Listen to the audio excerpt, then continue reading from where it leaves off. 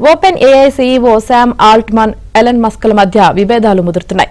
Open ఏఐను $97.4 billion కొనుగోలు చేస్తానన్న మస్క్ వ్యాఖ్యలకు శామ్ ఆల్ట్మన్ కౌంటరించారు.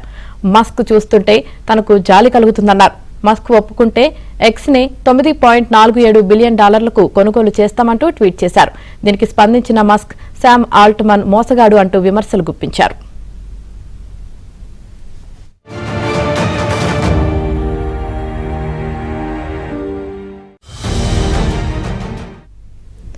మస్క్ జీవితమంతా అభద్రతాభావమే ఉండవచ్చు అన్నారు శామ్. మస్క్ ను చూస్తే జాలేస్తుందని, ఆయన సంతోషంగా ఉండే వ్యక్తి అని అనుకోవడం లేదన్నారు. అతను మస్క్ తమ వేగాన్ని తగ్గించేందుకు ప్రయత్నిస్తున్నారని ఆరోపించారు.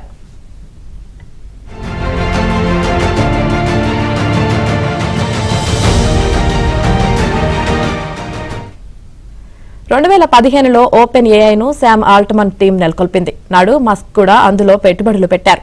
అయితే 2018లో కంపెనీని వీడారు మస్క్. అనంతరం అందులో మైక్రోసాఫ్ట్ $14 బిలియన్ పెట్టుబడి పెట్టింది. ఈ క్రమంలో ఓపెన్ ఏఐ, మైక్రోసాఫ్ట్ పై మస్క్ కోర్టులో పిటిషన్ వేశారు.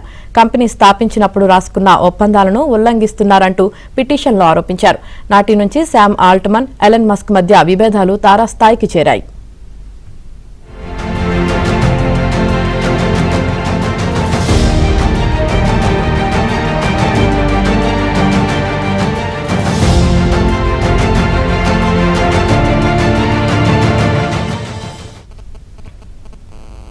అమెరికా అధ్యక్షుడు ట్రంప్ మరో కీలక నిర్ణయం తీసుకున్నారు. మస్క్ నేతృత్వంలోని డోజ్ విభాగానికి మరిన్ని అధికారాలు కట్టబెడుతూ ఎగ్జిక్యూటివ్ ఆర్డర్పై ట్రంప్ సంతకం చేశారు. ట్రంప్ తాజా నిర్ణయంతో అమెరికా ప్రభుత్వంలో పెద్ద సంఖ్యలో ఉద్యోగాల కోతలు జరగనున్నాయి.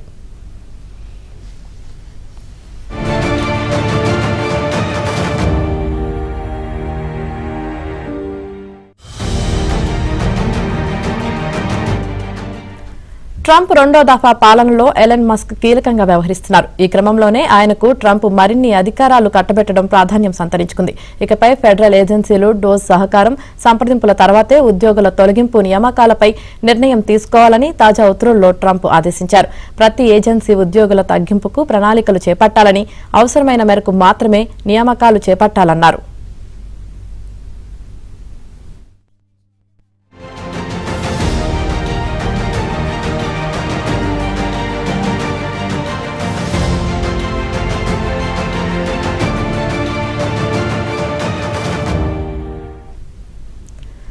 ట్రంప్ ఆర్డర్లపై స్పందించిన మస్క్, ప్రభుత్వ పరంగా భారీ సంస్కరణల కోసమే ప్రజలు ఓటు వేశారని, అదే ఇప్పుడు ప్రజలకు అందబోతుందన్నారు. ప్రజాస్వామ్యం అంటే ఇదే అని, డోజ్ విభాగం సాధ్యమైనంత పారదర్శకంగా పనిచేసేందుకు మేం నిరంతరం ప్రయత్నిస్తున్నామన్నారు.